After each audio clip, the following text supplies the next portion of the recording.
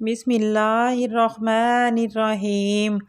سانپ اور مور جنت سے آئے ہوئے جانور ہیں۔ جنت میں گھومنے پھرنے اور کھانے پینے کو بہت کچھ تھا، لیکن جنت میں اکیلے اور تنہا ہونے کی وجہ سے حضرت آدم علیہ السلام اداس رہتے تھے۔ تو اللہ تعالیٰ نے حضرت آدم علیہ السلام کی بائیں پسلی سے اماں حوا کو پیدا کیا۔ حضرت آدم علیہ السلام حضرت حوا کا ساتھ پا کر بہت خوش ہوئے۔ دونوں جنت میں خوش رہنے لگے۔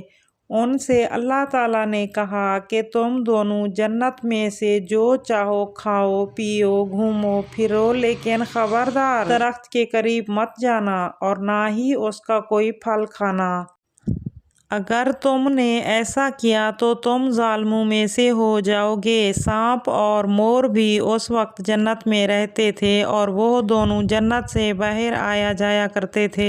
اس وقت سانپ کے پیر بھی تھے اور سانپ کے منہ سے عبرت کی بہت اچھی خوشبو آتی تھی، اور آج مور جتنا بھی خوبصورت ہے وہ اس سے بھی کہیں زیادہ خوبصورت ہوا کرتا تھا۔ جب وہ جنت میں رہتا تھا تو اس کے پاؤں بھی بہت خوبصورت تھے۔ جب وہ دونوں باہر آئے تو ان کی ملاقات شیطان سے ہوئی۔ شیطان نے ان دونوں سے کہا کہ مجھے بھی اپنے ساتھ جنت میں لے چلو۔ یہ سن کر ان دونوں نے شیطان سے کہا کہ ہمیں اللہ کا خوف ہے اور اس بات کا ڈر ہے کہ اگر تمہیں اپنے ساتھ جنت میں لے جاتے ہوئے ہمیں کوئی دیکھ نہ لے، اس لیے ہم تمہیں اپنے ساتھ جنت میں نہیں لے جا سکتے۔ اس پر شیطان نے انہیں اپنی دوستی کا واسطہ دیا کہ ہم جنت میں ساتھ رہے ہیں، مجھے بھی جنت میں لے چلو۔ مور نہ مانا، لیکن شیطان نے ان کو دائمی زندگی کے خواب دکھائے، جس پر سانپ مان گیا، اور سانپ نے شیطان کو مشورہ دیا کہ تم میرے منہ میں بیٹھ جاؤ اور میں تمہیں جنت میں اگل دوں گا، اس طرح تمہیں کوئی دیکھ نہیں سکے گا۔ خیر، سانپ نے شیطان کو منہ میں لے کر جنت میں لے جا کر اگل دیا۔ اس طرح شیطان دوبارہ جنت میں داخل ہونے میں کامیاب ہو گیا۔ جنت میں شیطان نے حضرت آدم علیہ السلام اور بی بی حوا سے ملاقات کی اور ان سے کہا کہ میں تمہارا خیر خواہ ہوں، تم نے جنت میں ابھی تک اس پھل کو کیوں نہیں کھایا؟ اس پر ان دونوں نے کہا کہ اللہ تعالیٰ نے اس درخت کا پھل کھانے سے ہمیں منع کیا ہے، اس لیے ہم نے ابھی تک اس کو نہیں کھایا اور نہ ہی کبھی کھائیں گے۔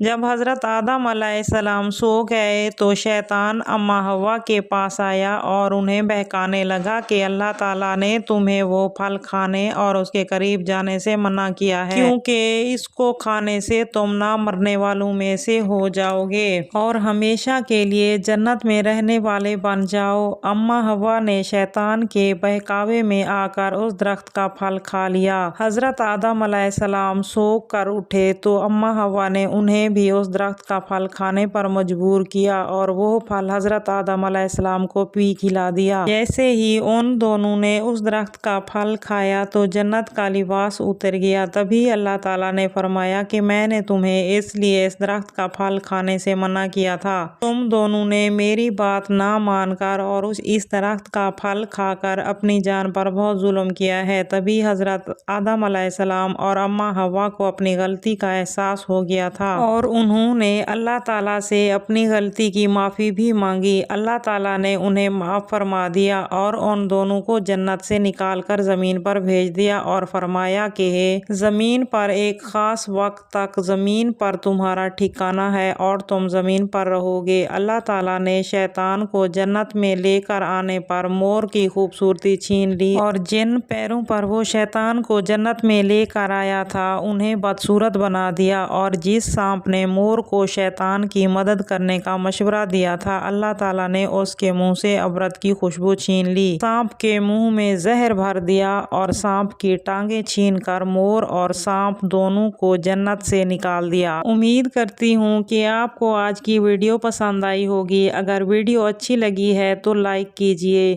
اور ایسی مزید معلوماتی اسلامی ویڈیوز دیکھنے کے لیے چینل کو سبسکرائب کر لیجیے۔